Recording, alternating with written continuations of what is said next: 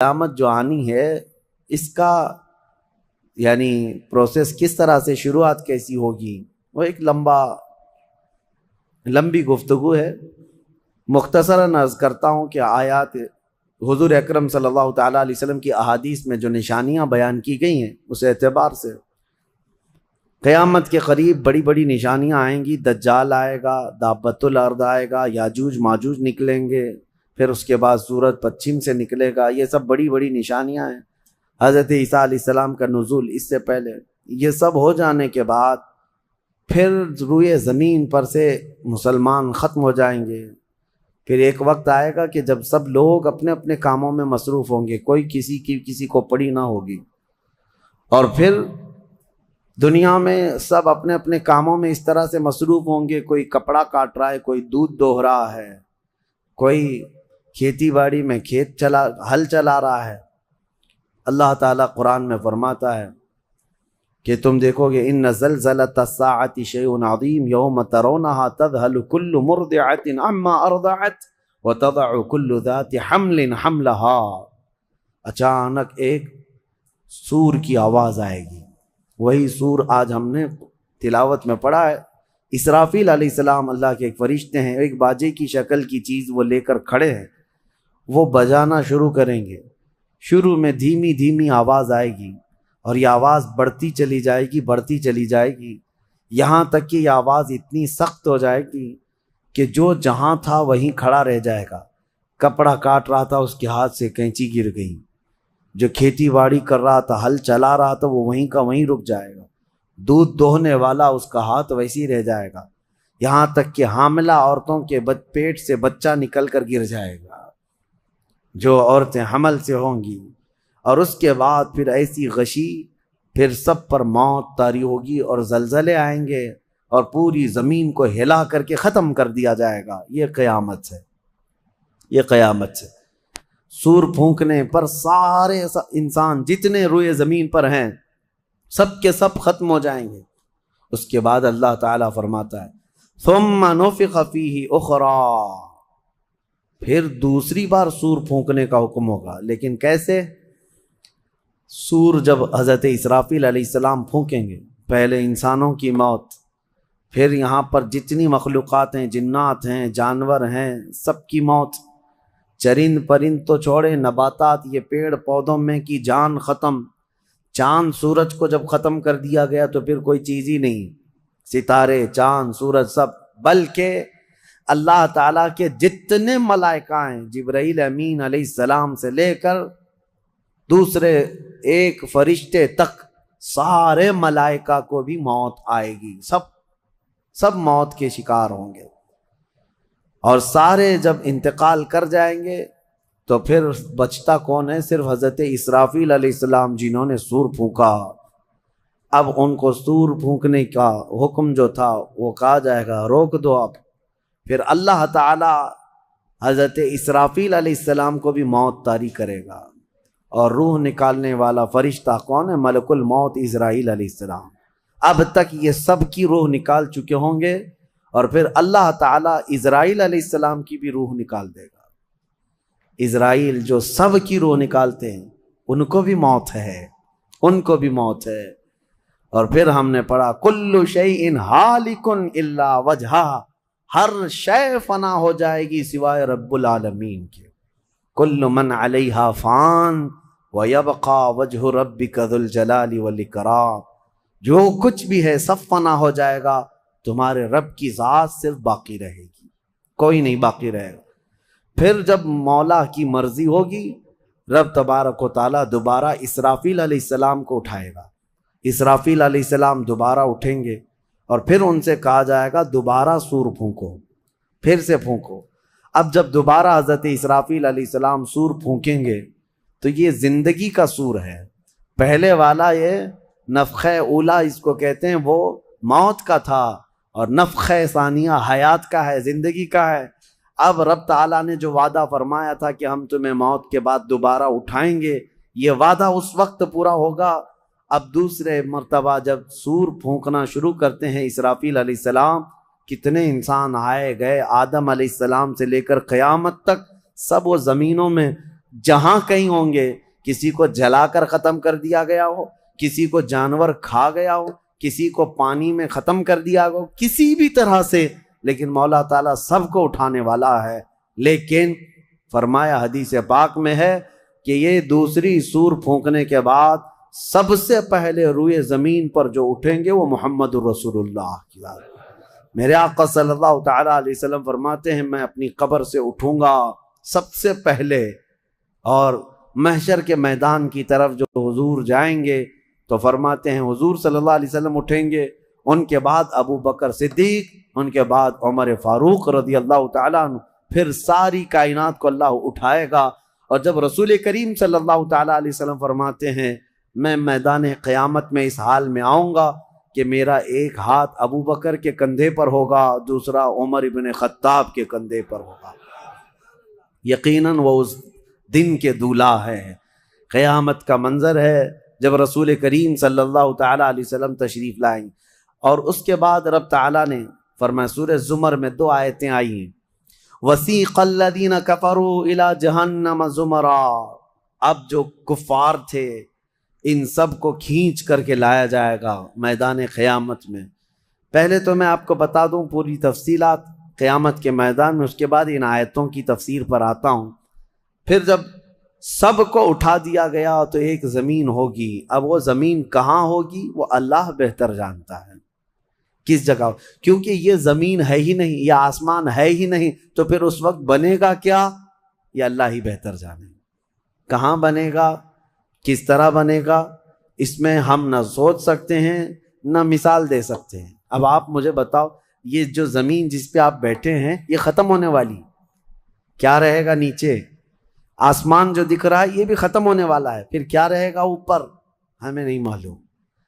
لیکن اللہ کریم ایک زمین بنائے گا جس کے متعلق کہا گیا وہ تانبے اور پیتل سے بنی ہوئی ہوگی، یہ مٹی والی زمین نہیں۔ اور پھر اس کے بعد سورج کو پھر دوبارہ زندہ کیا جائے گا اور سورج کو سب کے سروں پر لا کر کھڑا کر دیا جائے گا۔ اب وہ زمین اور جس میں سارے انسانوں کو جمع کر دیا گیا ہے، آپ اندازہ کریں وہ زمین میں نہ کوئی عمارت ہوگی نہ درخت ہوگا، وہ بالکل فلیٹ زمین ہے، صرف میدان ہی میدان ہے۔ ایسا نہیں ہے کہ یہاں پر کوئی میدان اور تھوڑی دور کے بعد کوئی عمارت دکھے گی یا کوئی درخت دکھے گا یا کوئی پہاڑ، نہیں، کچھ نہیں، صرف سیدھی زمین۔ اسی لیے کہ وہاں تم 500 سال بھی اس میدان میں بھاگتے رہو گے تو سائے کے لیے ایک پتا بھی نہیں ملے گا، ایک پتا بھی نہیں، کہاں سایہ حاصل کر سکو۔ لیکن کچھ خوش نصیبوں کے لیے اللہ نے فرمایا کہ عرش کا سایہ انہیں اللہ عطا فرمائے گا۔ وہ کون لوگ ہیں؟ ان میں کئی لوگ ہیں، جس میں سے ایک ہی میں بتاتا ہوں، رجل تعلق قلبہ بالمساجد، وہ ایسا آدمی جس کا دل مسجدوں میں لگا ہوا ہے، قیامت کے دن اسے اللہ عرش کا سایہ عطا فرمائے۔ آپ کی نماز ہو گئی، بیٹھے کیوں ہیں؟ نماز ہو گئی، نماز کے بعد چلے جانا چاہیے، لیکن تمہارا دل مسجد میں لگا ہوا ہے۔ انہی لوگوں کی فضیلت میں ہے جب قیامت کے دن کوئی سایہ نہ ہوگا، ان لوگوں کے لیے اللہ عرش کا سایہ عطا کرے گا۔ اب یہ جو سارے لوگ جمع ہوں گے، کسی کو کچھ پتہ نہیں کہ ہونا کیا ہے، کسی کو نہیں پتا کہ کیا ہونا ہے، نفسا نفسی کا عالم ہے اور سب ایک دوسرے کو تک رہے ہیں۔ اب یہی مسئلہ ہے کہ سارے لوگ وہاں پہ، کفار بھی ہوں گے، مشرکین بھی ہوں گے، جتنی امتیں پہلے آئی تھی وہ بھی ہیں، انبیاء بھی ہیں، اولیاء بھی ہیں، صلحاء بھی ہیں، صحابہ بھی ہیں، علماء بھی ہیں، سب ہیں، لیکن کسی کو کچھ سوچتا نہیں کہ کیا کیا جائے۔ یہی بے خبری سے پوری مخلوق جو ہے انبیاء کے پاس جاتی ہے۔ انبیاء میں سب سے پہلے ابو البشر سیدنا آدم علیہ السلام سے کہتے ہیں سارے لوگ، آپ تو ہم سب کے باپ ہیں، ہمارے لیے اللہ کی بارگاہ میں سفارش کریں کہ کچھ ہمارے متعلق کیا حکم ہے وہ پتہ چل جائے، ہمیں کہاں جانا ہے، جنت میں یا دوزخ میں، یہ ابھی پتہ چل جائے، حساب بھی نہیں شروع ہو رہا ہے۔ تو آدم علیہ السلام نے فرمایا، وہ فرمائیں گے کہ اے لوگو جاؤ، اس لیے کہ مجھے ڈر ہے اللہ کریم کی بارگاہ میں نے جنت میں وہ ممنوع شجر کا جو پھل کھا لیا تھا، مجھے آج بھی اس کا احساس ہے کہ کہیں رب تبارک و تعالیٰ مجھے اس پر عتاب نہ فرما دے، جاؤ کسی اور کے پاس۔ جتنے نبیوں کے پاس یہ قوم جاتی تھی وہ انبیاء کرام یہ کہتے آج ہمیں خوف ہے اللہ کریم کی بارگاہ میں، وہ قہار ہے، وہ جبار ہے۔ اور میں نے آج ایک آیت یہ بھی پڑھی ہے سورہ مومن میں، اللہ نے فرمایا لمن الملک اليوم، اس دن یہ آواز آئے گی آج کی بادشاہت کس کی ہے، آج کی بادشاہت کس کی ہے؟ پھر اللہ خود فرمائے گا للہ الواحد القہار، ایک قہر کرنے والے خدا کی آج بادشاہت ہے۔ اس دن صرف اس کی سلطنت ہوگی، صرف اس کی حکومت ہے۔ انبیاء ملائکہ سب ڈرے ہوئے ہیں، پتہ نہیں برسوں یہ قوم گھومتی رہے گی مخلوق۔ عیسیٰ علیہ السلام فرمائیں گے کہ لوگوں جاؤ محمد الرسول اللہ کے پاس، آج وہ تمہاری سنیں گے اور اللہ ان کی سنے گا۔ پوری مخلوق جب نبی کریم صلی اللہ علیہ وسلم کے پاس آتی ہے تو نبی پاک صلی اللہ تعالیٰ علیہ وسلم فرماتے ہاں میں اسی کے انتظار میں ہوں۔ پھر حضور صلی اللہ علیہ وسلم سجدے میں گرتے ہیں اور اللہ کو منانے لگتے ہیں کہ مولا ہے تو تیرے بندے، تو حساب تو شروع فرما۔ اس کو کہتے ہیں شفاعت کبریٰ۔ یہ کیا ہے شفاعت کبریٰ؟ بڑی شفاعت، یہ سب کے لیے، کافروں کے لیے، مشرکوں کے لیے، سب کے لیے۔ یعنی حضور کی پہلی شفاعت کس کام کی تھی؟ کہ اللہ حساب تو شروع کرے، یہ شفاعت کبریٰ ہے، حساب شروع کرے مولا تعالی۔ ساری انسانیت کے لیے حضور جب سجدے میں گرتے ہیں اللہ کریم فرماتا ہے ارفع رأسک یا محمد۔ حضور نے یہ فرمایا ہے کہ اس دن میں سجدے میں ایسی ثنا اور ایسی حمد بیان کروں گا اللہ کی جو آج تک کسی نے نہیں بیان کی ہوگی، اور اسی دن مجھے اللہ وہ تلقین بھی فرمائے گا۔ اور جب حضور ثنا کر رہے ہوں گے اللہ فرماتا ہے ارفع رأسک یا محمد، اے محمد صلی اللہ علیہ وسلم اپنا سر اٹھائیے، آپ مانگیے آپ کو دیا جائے گا، آپ پوچھئے آپ کو جواب دیا جائے گا۔ یہ پہلا سوال ہے اللہ کی بارگاہ میں قیامت کے دن، اور پہلا جواب ہے، باقی کسی بندے کو کوئی جواب نہیں تھا۔ اللہ کی بارگاہ میں حضور نے جب یہ عرض کیا تو رب تعالیٰ فرماتا ہے ملائکہ کو جس کی ڈیوٹی تھی، جس کا کام تھا کہ میدان قیامت میں میزان عمل لگا دیا جائے، حساب و کتاب ہوں، سب کے نام اعمال ان کے ہاتھوں میں دیے جائیں، سب کو پڑھنے کا حکم دیا جائے۔ اب حساب کا آرڈر آ گیا، حکم آ گیا، تو لوگ تھوڑی راحت کی سانس لیتے ہیں کہ چلو حساب شروع ہونے والا ہے، لیکن ابھی اتنا آسان نہیں ہے، اتنا آسان نہیں۔ اب فرشتے لا رہے ہیں سب کے اعمال نامے۔ لوگوں کو ایسا لگتا ہے اعمال نامہ یہ 4 پنے کا ہوگا، ہاں جیسے ایگزام پیپر میں فل شیٹ A4 سائز کی شیٹ لے کر کے بیٹھتے ہیں۔ قرآن میں تو اللہ تعالیٰ نے فرمایا کہ جب نامہ اعمال فرشتے لے کر کے آئیں گے تو کتنے ہوں گے پتہ ہے؟ تمہاری نظر جہاں تک جاتی ہوگی وہاں تک صرف کتابیں تمہاری ہوں گی، صرف تمہاری کتابیں فرشتے لاد کر کے لا رہے ہوں گے۔ اس میں سب لکھا ہوگا، زندگی میں جتنی مرتبہ باتیں کیا تھا، جو کچھ بھی کیا تھا، سب ڈیٹیل ہوگا۔ اور ہر آدمی وہاں پکار کر کے کیا کہتا ہے ما لہذا الکتاب لا یغادر صغیرۃ ولا کبیرۃ الا احصاها۔ اے اللہ تو کیسی کتاب بنا دیا، اس میں چھوٹی چیز بھی نہیں چھوڑی گئی، بڑی چیز بھی نہیں چھوڑی گئی، سب لکھ دیا گیا ہے۔ اور پھر لا کر کے تھما دیا جائے گا۔ یہ پہلی علامت ہے کہ جس کے سیدھے ہاتھ میں اس کے نامہ اعمال پکڑا دیے جائیں گے، فرمایا گیا اس کے لیے وہیں سے ہلکا پن ہے، بشارت ہے کہ آسانی ہوگی۔ اور جس کے بائیں ہاتھ میں فرشتوں نے پکڑا دیا تو سمجھ لو کہ اب لمبا اس کا وقت جانے والا ہے، حساب سخت ہونے والا ہے۔ یہ تو صرف پڑھ کے سنانا ہے اور اس کے بعد پھر پکڑ ہوگی کسی کام پر۔ یہ تو نے کیوں کیا تھا، اس کی وجہ بتا۔ یہ تو نے کیوں کھایا تھا، اس کی وجہ بتا۔ اس کے ساتھ ایسا کیوں کیا تھا، اس کا سبب بتا۔ صرف پڑھ کر کے سنانا نہیں ہے، جو کیا تھا اس کی وجہ بتانا ہے۔ اور جب وجہ کچھ نہ ہوگی حکم آ جائے گا کہ انہیں اوندھے منہ کھینچ کر کے دوزخ کی طرف لے جائیں۔ یہ قیامت کے دن ہو رہا ہے۔ اب یہاں پر ایک دوسری شفاعت ہے میرے آقا صلی اللہ علیہ وسلم. اب یہ جو شفاعت ہے یہ خاص امت محمدیہ کے لیے. ایک شفاعت حضور نے فرمائی سارے انسانوں کا حساب شروع ہو جائے. جب حساب شروع ہو گیا تو حضور صلی اللہ تعالیٰ علیہ وسلم پھر سجدہ کرتے ہیں اللہ کی بارگاہ میں. اللہ فرماتا ہے محبوب سر اٹھائیں پوچھیں آپ کو دیا جائے گا.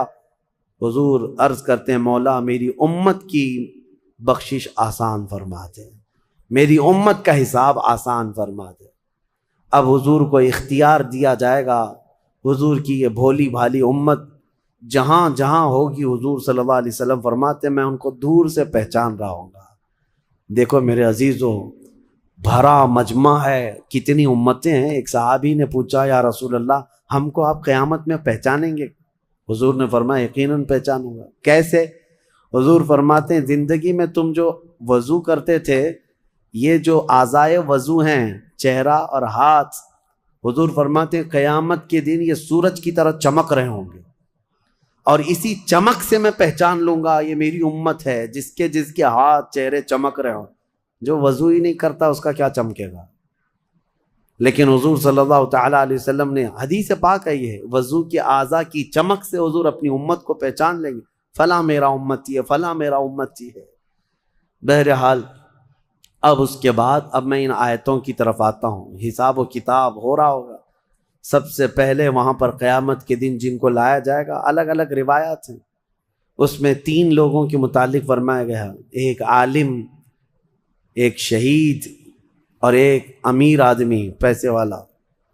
حالانکہ تینوں اچھے لوگ تھے دنیا میں. یہ جو امیر تھا بہت پیسہ بانٹتا تھا اور یہ قاری قرآن تلاوت اچھی کرتا تھا, اور یہ شہید تو جنگ میں شہید ہوا تھا لڑ کر کے. تینوں کا حساب ہو رہا ہوگا. سب سے پہلے رب تبارک و تعالیٰ اس قاری قرآن کو بلائے گا, بتا تو قرآن کیوں پڑھتا تھا؟ وہ کہے گا میں نے تجھے اچھی آواز دی تھی تو نے اس آواز کا کیا کیا؟ وہ کہتا ہے میں قرآن پڑھتا تھا بہترین انداز میں. رب تعالیٰ فرماتا ہے تو اس لیے پڑھتا تھا کہ لوگ تیری آواز کی تعریف کریں, کیا آواز ہے, اور لوگوں نے تعریف کر دیا. دنیا میں تجھے تیرا بدلہ مل گیا, یہاں قیامت میں کچھ نہیں, جاؤ جہنم میں. مالدار آئے گا, اس سے رب تعالیٰ فرمائے میں نے تجھے بہت مال دیا تھا کیا کیا؟ کہے گا رب تعالیٰ میں نے غریبوں میں تقسیم کیا ہے, بہت خیرات کیا ہے. اللہ کریم فرماتا ہے کہ تو نے تو یہ نیت سے تقسیم کیا تھا نا کہ لوگ تجھے دیالو کہیں, سخی کہیں, تیری مال کی تعریف کریں. تو لوگوں نے تو وہ تعریف کر دی. دنیا میں جو تجھے ملنا تھا وہ مل گیا, تیری خواہش ہو گئی, یہاں کچھ نہیں. اسے بھی فرمایا جائے گا دوزخ میں ڈال دو.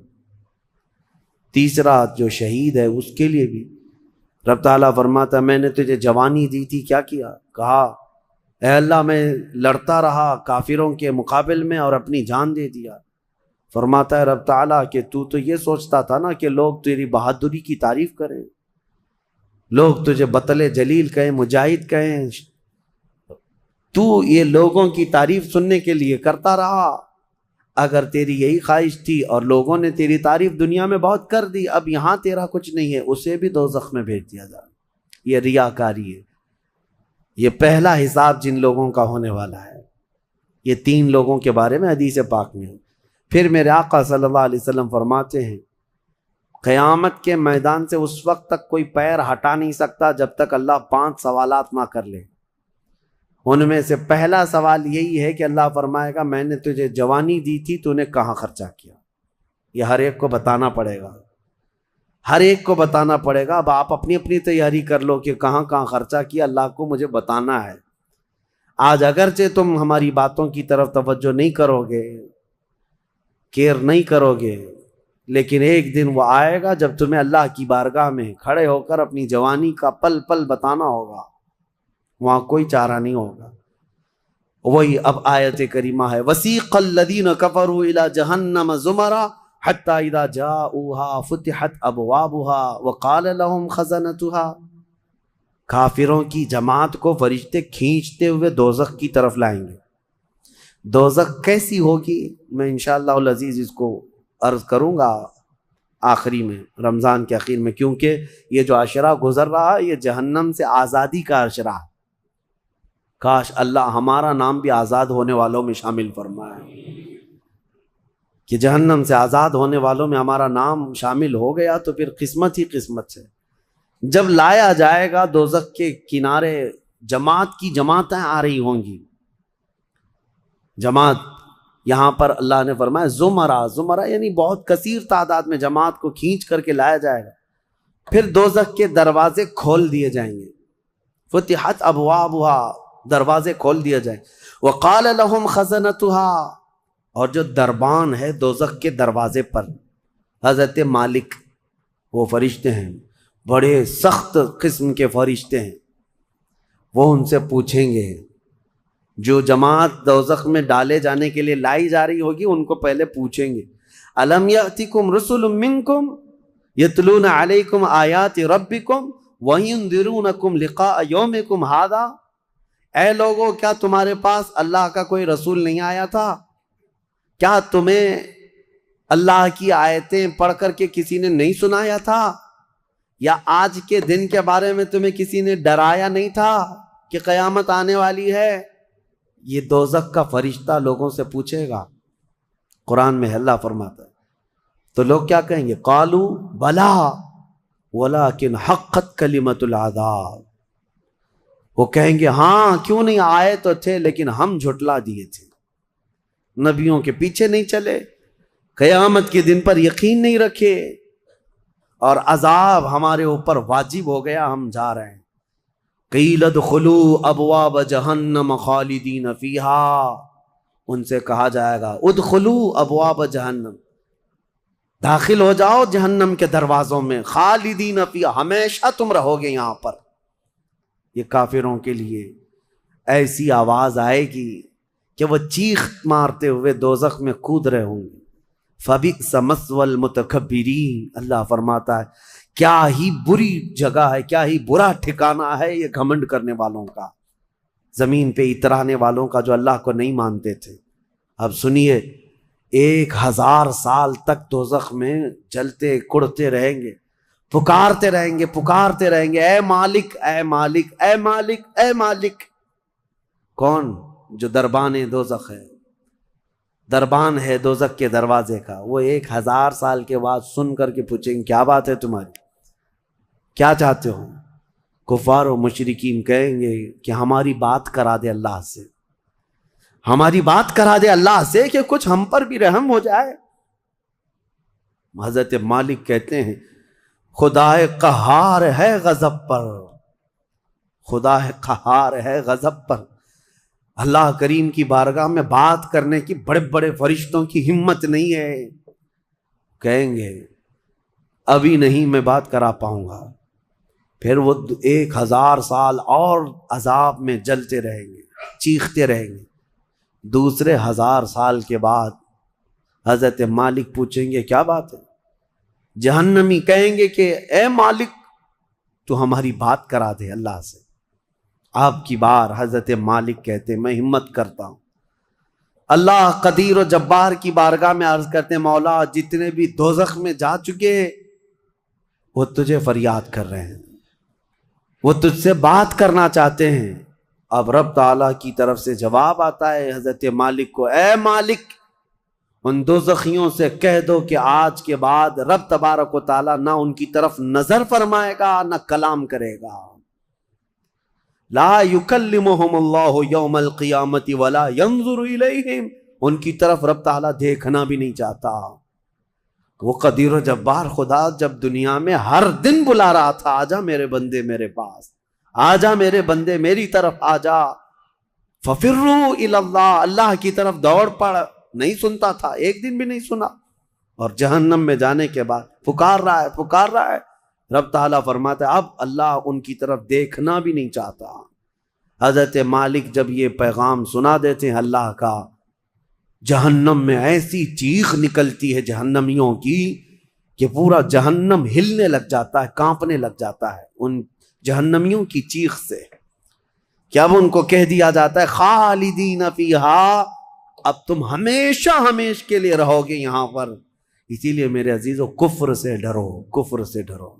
نے فرمایا کہ تجھے پتہ ہے احساس کرنا ہوگا، احتساب کرنا ہوگا کچھ چیزیں ایسی ہیں جن کو تو روز کر رہا ہے، اگر فجر کی نماز کے لیے نہیں اٹھتا ہے، نماز نہیں ہوتی ہے تیری، تو یہ تو گناہ کبیرہ ہے، گناہ کبیرہ ہے، یہ زنا سے بڑھ کر کے گناہ ہے نماز کا ترک کرنا۔ تو یہ اگر تیری زندگی میں کنٹینیو جاری ہے تو گویا کہ تو حرام پر حرام، کبیرہ پر کبیرہ کرتا ہوا اس قدر اصرار کرتا جا رہا ہے، تو تیرے رزق کی برکت کہاں رہے گی؟ ختم ہو جائے گی۔ تیرے دل کے اندر اللہ تعالیٰ نے سختی پیدا کر دی ہے۔ میرے عزیزو، آج کے حالات میں اگر کوئی اس طرح کا معاملہ لے کر کے آئے، بابا کے پاس فوراً بھاگے گا کہ میرے روزی پر کسی نے بندش کر دی ہے، روک لگا دی ہے، کسی نے جادو ٹونا کر دیا ہے۔ اس کو اپنی فکر نہیں ہے کہ اس کے عمل کیا ہے، لیکن باباؤں کے پاس جانا ہے، کسی مولانا کے پاس جانا ہے، کسی عامل کے پاس جانا ہے۔ دکان میں اچھی تجارت چل رہی تھی، اچانک بند ہو گیا، اور بابا بھی یہ نہیں کہتے کہ توبہ کر لے تو صحیح ہو جائے گا، نہیں، وہ اس کے رشتہ داروں میں سے کسی نے بڑا کچھ کر دیا ہے، اس کو یہی سجیسٹ کیا جائے گا۔ اور یہ ایسا خطرناک ماحول ہے، میں دیکھ رہا ہوں، کوئی بھی اٹھ کر کے جاؤ کسی عامل کے پاس، آپ جاؤ، کہا جائے گا کہ بڑا کچھ کیا ہے آپ کے ساتھ، بڑا کچھ کیا ہوا ہے، تمہاری روزی پہ بند باندھا ہوا ہے، تمہاری تجارت پر جو ہے روک لگائی گئی ہے۔ کون کیا ہے؟ تمہارے چاہنے والوں میں سے، رشتہ داروں میں سے، اور اس بندے کو رشتہ داروں کا دشمن بنایا جاتا ہے۔ وہ ہر ایک پر نظر رکھتا ہے، پھپھو نے کیا کہ ماموں نے کیا کہ چاچا نے کیا، فلاں نے کیا، سارے رشتہ داروں پر اس کی شک کی نظر ہے۔ یہ قطع رحمی کا ایک بہت بڑا مظہر اس کو بنایا جا رہا ہے۔ کتنے گھروں کو اس طرح باباؤں نے توڑ رکھا ہے، اور انجانے میں یہ دماغ میں یہی بیٹھا کر کے رکھا ہے کہ نہیں، میری روزی پر انہوں نے ہی بندش باندھی ہے۔ یقین کے ساتھ کسی کو نہیں معلوم، کاش یہ اگر اس کو بتائے ہوتے، یہ 99% جن کو تکلیفیں ہیں ان کے روزی کے معاملات، ان میں سے 99% کے حالات ایسے ہیں کہ فجر کی نماز نہیں پڑھتے۔ یہ کسی کو توفیق نہیں ہوتی، کسی بابا کو، کسی عامل کو، کہ ان کو تنبیہ کریں۔ فجر کی 2 رکعات رزق کے کئی دروازے کھول دیتی ہے۔ میرے آقا صلی اللہ علیہ وسلم کا فرمان ہے، اور تم بستر پر ٹانگ پھیلا ہے سوئے ہوئے ہو، اور پھر شام میں اٹھ کر بابا کے پاس جا کر کہتے ہو بندش ہے، کسی نے باندھ کے رکھا ہے، تم نے خود اپنے اعمال سے باندھا ہوا ہے۔ اور رب تبارک و تعالیٰ فرماتا ہے سورہ فاطر میں، ما یفتح اللہ للناس من رحمت فلا ممسک لها، اللہ اپنی رحمت سے جس کے لیے دروازے کھولتا ہے کوئی اسے بند نہیں کر سکتا۔ یہ رب کا فرمان سنا رہا ہوں، وما یمسک فلا مرسل له من بعده، اور اللہ فرماتا ہے جس کے لیے اللہ روک دے کوئی طاقت اسے کھول نہیں سکتی۔ اللہ نے اگر بند کر دیا ہے تو کوئی نہیں کھولے گا۔ اب یہ رب تبارک و تعالیٰ کس کے لیے بند کرتا ہے، کس کے لیے کھولتا ہے، یہ اس کی شان ہے۔ لیکن ساتھ میں ایک بات اور آپ کو بتا دوں، حضرت ابو سفیان ثوری رحمۃ اللہ تعالی علیہ، حضرت سفیان ثوری کا ایک قول ہے، قسوۃ القلوب عقوبۃ للعاصی، یہ گناہ کنٹینیو جو کر رہا ہے اس کی سزا کیا ہے؟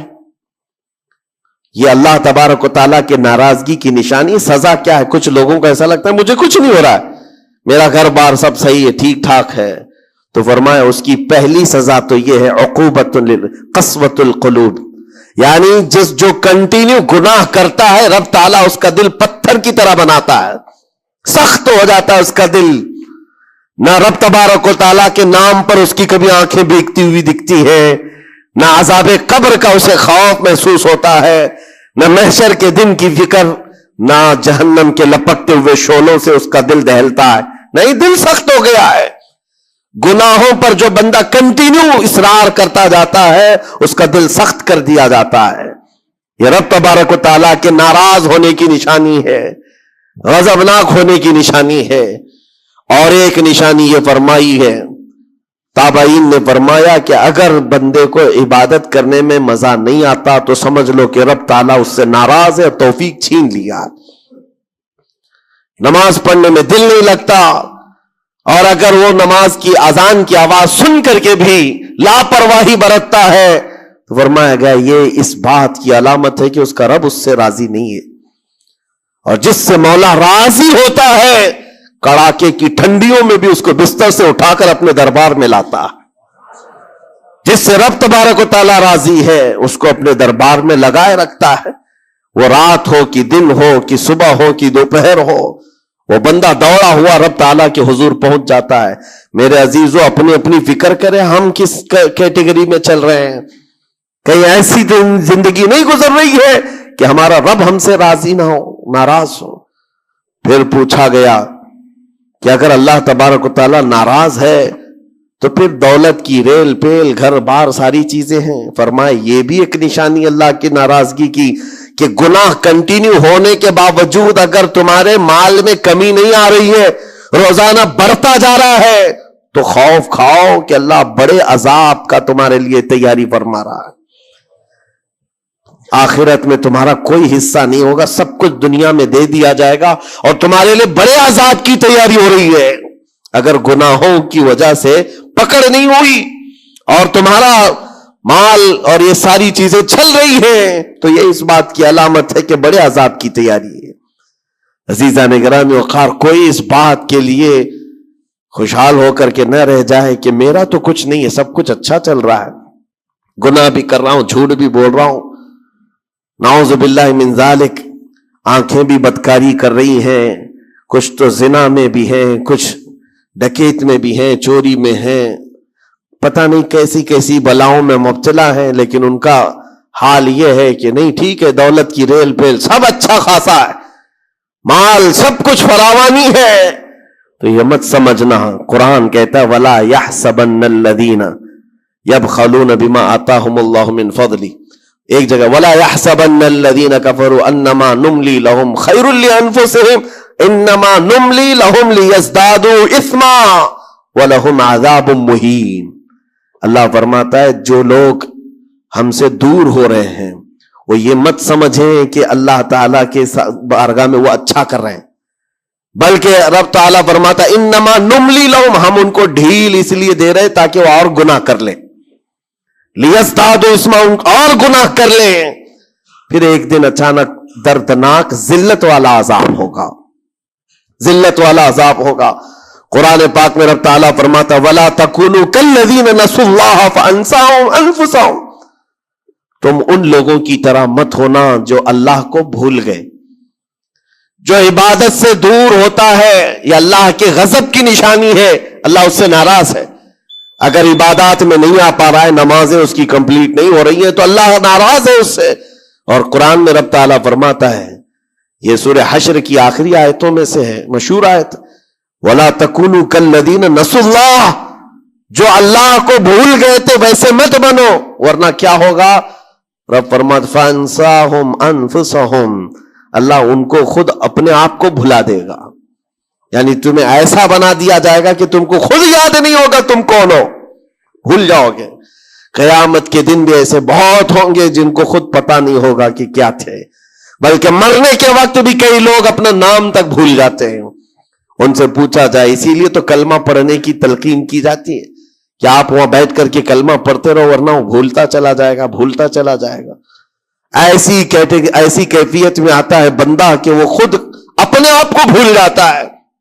اور رب تعالیٰ فرماتا ہے کہ جن لوگوں نے اللہ کو بھلا دیا اللہ ان کو بھلا دے گا خود کا, ان کی ذات ایسی بن جائے گی کہ وہ خود اپنے آپ کو بھول چکے ہوں گے. عزیزان گرامی وقار, جو نشانیاں بتائی گئی ہیں ان کو چن چن کر کے دیکھو, کہیں میری زندگی میں آ تو نہیں گئی ہیں. دل کا سخت ہونا یہ بہت بڑی علامت ہے.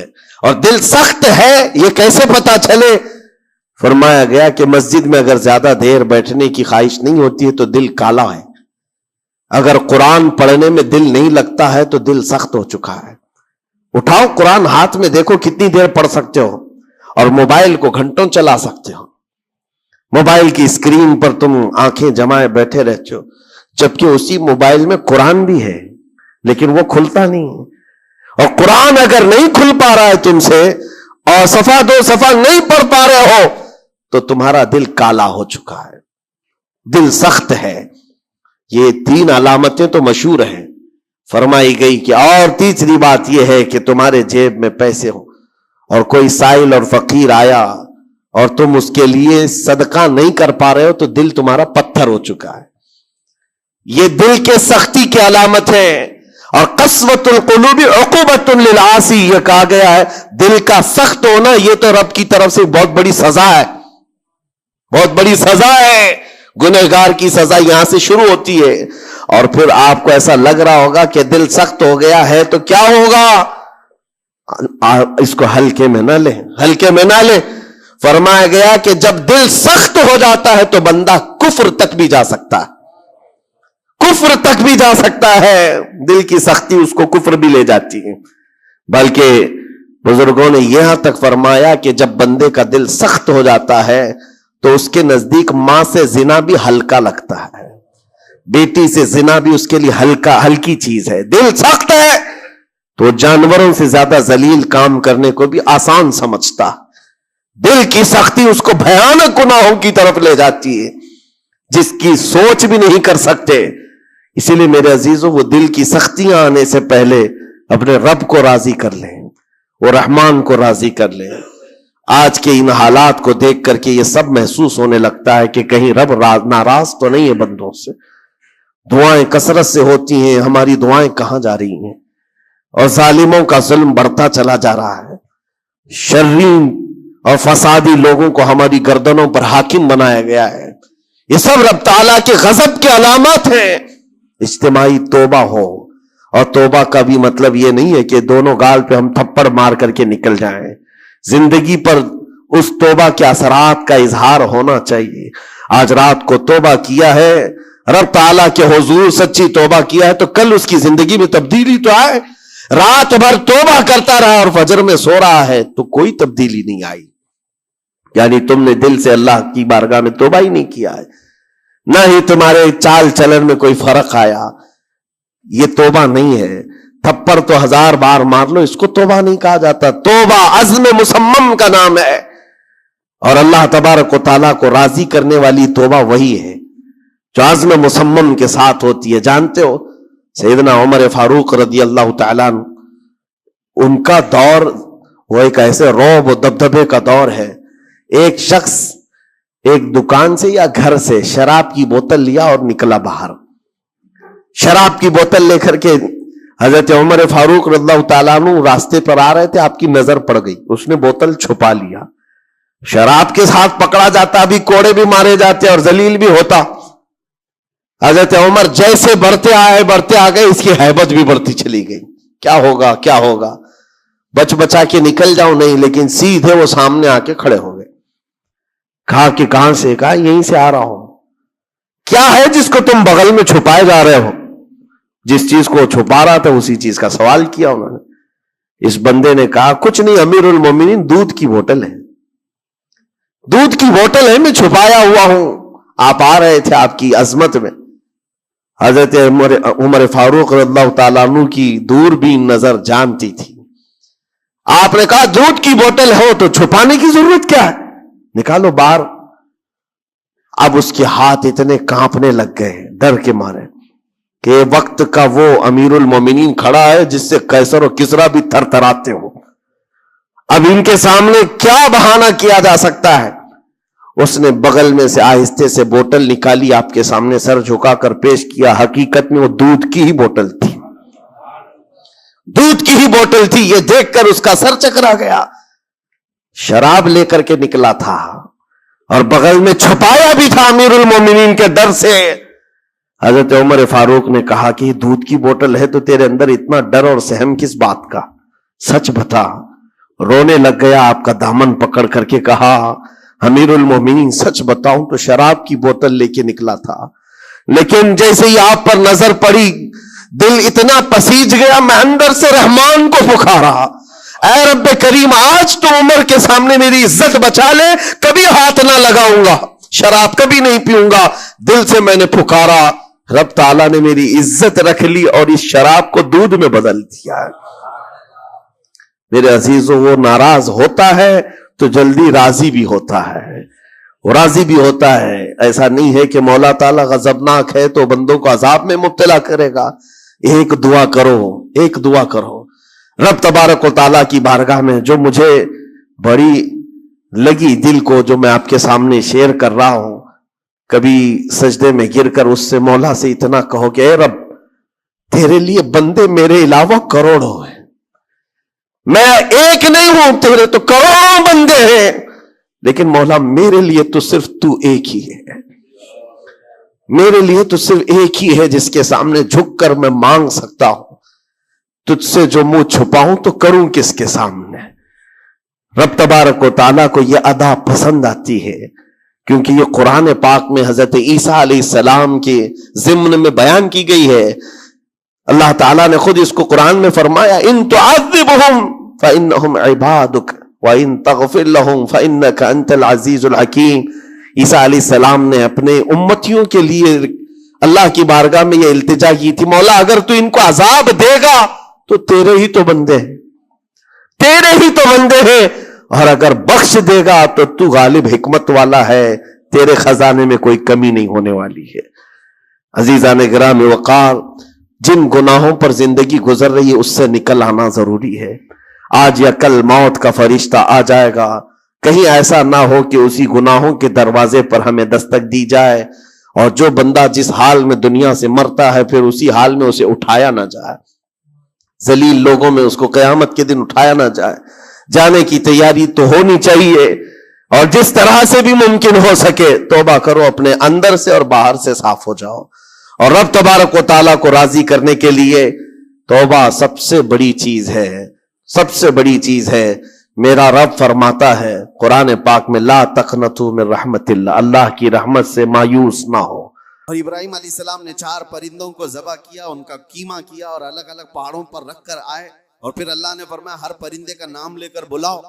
ثم ادعوهن یاتینک سعیا. قرآن میں پرندوں کو جب سے ابراہیم علیہ السلام نے پکارا وہ اڑتے ہوئے آئے اپنی اپنی منڈیوں کے ساتھ, اور ادھر جو گوشت تھا وہ پورا جسم بن گیا, اور سب کے سب اپنے اپنی منڈیوں سے جڑ گئے اور زندہ پرندہ ہو کر اڑ گئے. یہ واقعہ قرآن میں موجود ہے. صرف اتنا ہی نہیں میرے عزیزو, عیسیٰ علیہ السلام کے بارے میں قرآن کیا کہتا ہے کہ عیسیٰ علیہ السلام وَأُبْرِئُ الْأَكْمَحَ وَالْأَبْرَصَ وَأُحْيِي الْمَوْتَى بِإِذْنِ اللَّهِ. جو سفید داغ والا ہوتا تھا, کوڑ کی بیماری والا ہوتا تھا, عیسیٰ علیہ السلام ہاتھ رکھتے تو صحیح ہو جاتا تھا, اور کبھی مرے ہوئے آدمی کو ٹھوکر مارتے تو زندہ کھڑا ہو جاتا تھا, مٹی کے پرندے بناتے پھونک مارتے وہ اڑنے لگ جاتے تھے. یہ ادھر ادھر کی کتابوں کی بات نہیں کر رہا ہوں, قرآن کی بات کر رہا ہوں. قرآن میں موجود ہے. اللہ کے نبیوں کو اللہ نے یہ طاقت عطا کی تھی. میرے عزیزو, غوث پاک رضی اللہ تعالیٰ عنہ کی اس کرامت پر اعتراض کرنے والے وہ صرف ظاہر کو دیکھتے ہیں. غوث پاک امت مصطفیٰ کے ولی کامل ہیں, رسول اللہ کی امت کے وہ اولیاء کے سردار ہیں. اللہ نے ان کو وہ طاقت عطا فرمائی تھی کہ جب وہ کسی چیز کو ہاتھ لگا دیتے تو اللہ ان کی اس چیز کو پوری فرما دیتا تھا. اب آپ کو چند کرامتوں کے بعد یہ بھی میں بتا دوں. ایک بار غوث پاک رضی اللہ تعالیٰ عنہ بیان کر رہے تھے اور ایک چیل اڑتی ہوئی آئی اوپر سے, بہت چین چین چین آواز کر رہی تھی, تو مجمع میں ادھر سے ادھر لوگ دیکھنے لگ گئے. ڈسٹرب ہو جاتا ہے نا, یہاں ہوتا ہے ابھی تھوڑی سی آواز ادھر آ جائے تو سب کی گردنیں ادھر ہو جائیں گی. اور غوث پاک کے مجمع میں یہ بے ادبی ہے. حضور غوث پاک خطبہ دے رہے ہوں اور ادھر ادھر کوئی چہرے اٹھائے تو آپ نے صرف اور صرف گھور کر کے اس چیل کو دیکھا, اس کی منڈی الگ اور دھڑ الگ گر گئے, وہ مر کے تڑپنے لگی, ختم ہو گئی. آپ کا خطبہ چلتا رہا, اب کوئی گردن اٹھا کے دیکھتا بھی نہیں تھا, سب غوث پاک کی طرف کہ وہ نگاہ جلال جو چیل پر پڑی تھی کہیں اور بھی نہ پڑ جائے. سب کا انہماک توجہ کے بعد جب غوث پاک کا خطبہ ختم ہوا تو ایسا نہیں کہ آپ اس چیل کے پاس گئے, اس کے منہ کو اٹھایا, اس کے دھڑ سے لگایا, کہا قم باذن اللہ, اللہ کے حکم سے اڑ جا. وہ چیل پھر سے زندہ اڑتی چلی گئی. یہ کرامات کے باب میں ہے. یہ کرامات, اس کو کیا کہتے ہیں؟ کرامت معجزے کا پرتو ہے. اللہ کے ولی کے ہاتھ سے ایسا کام جو عام آدمی نہیں کر سکتا, اور یہ خصوصی طاقت اللہ تعالیٰ نے اپنے بندوں میں ان اولیاء کو دی ہے جو متقی اور پرہیزگار ہوتے. اب میں آپ کو بتاتا ہوں, وقت کم ہے. یہ کہتے ہیں کہانیاں ہیں, یہ لوگوں کی بنائی ہوئی داستانیں ہیں.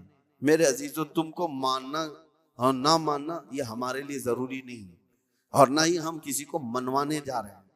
بات اتنی ہے کہ حضرت سلیمان علیہ السلام کے دربار میں بھی یہ بات ہوئی تھی کہ سلیمان علیہ السلام کے دربار میں سارے پرندے حاضر تھے, ایک پرندہ نہیں آیا تھا, ہدہد لیٹ سے آیا. سلیمان علیہ السلام جلال میں کہا اس کو میں سزا دے دوں گا. بہت دیر کے بعد آیا, پوچھا کہ تیرا عذر بتا, کیوں تو تاخیر سے آیا. یہ بھی قرآن کی بات کر رہا ہوں, 19ویں پارے میں اٹھا کر کے آپ پڑھ لینا اس کو. اس نے کہا اے اللہ کے نبی, میں اڑتے اڑتے ایک ایسی جگہ پر چلا گیا تھا جہاں دیکھا لوگ شرک کر رہے ہیں, سجدہ کر رہے ہیں ایک عورت کو, سجدہ کرتے ہیں سورج کو, اور ایک عورت ان کی حاکم ہے, عورت ان کے اوپر حکومت کر رہی ہے جس کا نام سبا بلقیس ہے. سلیمان علیہ السلام نے کہا اچھا ایسا ہے, تو جا کر کے اب سلیمان علیہ السلام نے کہا میرا خط دے دو, اللہ کی بارگاہ میں وہ سربسجود ہو جائے, شرک کو چھوڑے اور وہ ایمان لائے. خط لے جا کر کے دیا گیا. کون؟ پرندہ ہی.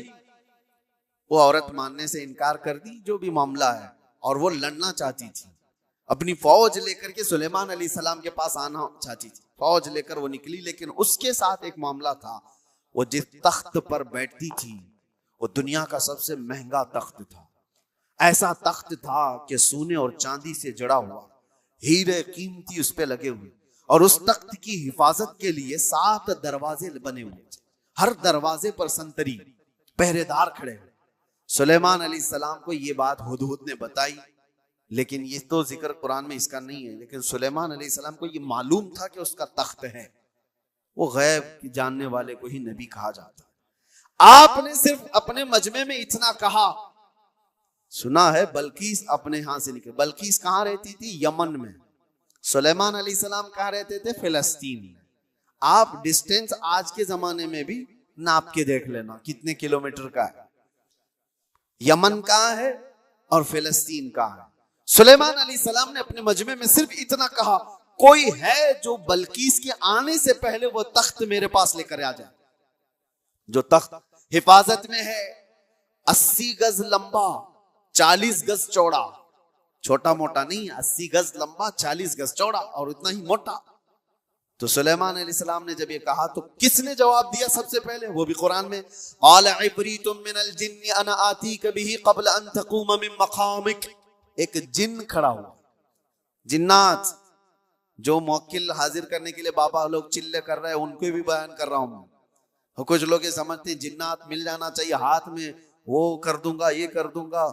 جنات ہاتھ میں آ گئے تو پوری بینک لوٹ لوں گا, جن کو لگا دوں گا, تھیلے بھر بھر کے پیسے لا کر دے دے گا. جن کی حیثیت کیا ہے تمہیں پتہ بھی نہیں, کسی دن اٹھا کے تم کو ہی پٹک دے گا. جن کیا کہتا ہے قرآن میں ہے, اے اللہ کے نبی میں لا کے دوں گا, وہ تخت میں لا کر کے دوں گا. کب تک؟ آپ کی یہ مجلس ختم ہونے سے پہلے. ابھی اگر مجمع میں کوئی مجھ سے کہہ دے کہ حضرت جمعہ کی آپ کا بیان ہونے سے پہلے میں ایک کام کر دوں گا, تو آپ کو سمجھ میں آ جائے گا کتنا ٹائم ہے, بس 4-5 منٹ کی بات ہوگی. اس جن نے کہا. اچھا, یہ سننے کے بعد آپ کو بھی لگ رہا ہوگا جن نے کہا ہے تو ٹھیک ہے, لا کے دے سکتا ہے. جنات کی طاقت سب کے دماغوں میں بیٹھی ہوئی ہے. جن تو مطلب جن ہے, یہاں سے اڑا ادھر پہنچا, ادھر سے اڑا ادھر پہنچا, یہی دماغ میں ہے نا, کچھ بھی کر سکتا ہے جن, یہ سب کے دماغ میں. لیکن سلیمان علیہ السلام نے اس جن سے کہا نہیں, اس سے بھی جلدی کوئی لا سکتا ہے. دوسرا جن نہیں کھڑا ہوا. کیا اس جن کو اتنی طاقت نہیں ہے؟ میں لا سکتا ہوں. دوسرا جن نہیں کھڑا ہوا. قرآن کہتا ہے قال الذی عنده علم من الکتاب, کتاب کا علم جس کے پاس تھا, اللہ کا ایک ولی کھڑا ہوا سلیمان علیہ السلام کی امت میں. وہ کہتا ہے اللہ کا ولی جن کا نام آصف بن برقیہ بتایا جاتا ہے. انہوں نے کہا انا آتیک بہ قبل ان یرتد الیک طرفک. اے اللہ کے نبی میں وہ تخت لاؤں گا. کتنی دیر میں؟ کہا کہ آپ کی پلک جھپکنے سے پہلے. اور پھر قرآن کہتا ہے فلما رآہ مستقرا عنده. سلیمان علیہ السلام کی بات کمپلیٹ بھی نہیں ہوئی تھی, آپ نے پلٹ کر دیکھا تو وہ تخت وہاں حاضر تھا. کون لایا؟ سلیمان علیہ السلام خود نبی ہیں, ان کا پاور اپنی جگہ پر, لیکن لانے والا نبی نہیں تھا, وہ اس امت کا ولی تھا. کس امت کا؟ بنی اسرائیل میں ہیں. سلیمان علیہ السلام بنی اسرائیل کے نبی ہیں. بنی اسرائیل کے ایک امتی ولی نے وہ تخت پلک جھپکنے سے پہلے حاضر کر دیا. 1000 کلومیٹر سے بھی زیادہ کا ڈسٹینس ہے یمن اور فلسطین میں, زیادہ ہے, اس سے زیادہ ہے, اور تخت پلک جھپکنے سے پہلے لا کر حاضر کر دیا. اور قرآن کی آیتیں پڑھو, انہوں نے یہ نہیں کہا میرے بازو کی طاقت ہے, میری قوت ہے, میں اتنا پاورفل ہوں, بلکہ تخت حاضر کر کے اس کے بعد سلیمان علیہ السلام نے کیا کہا, ھذا من فضل ربی, یہ میرے رب کا فضل ہے, یہ میرے رب کا فضل ہے.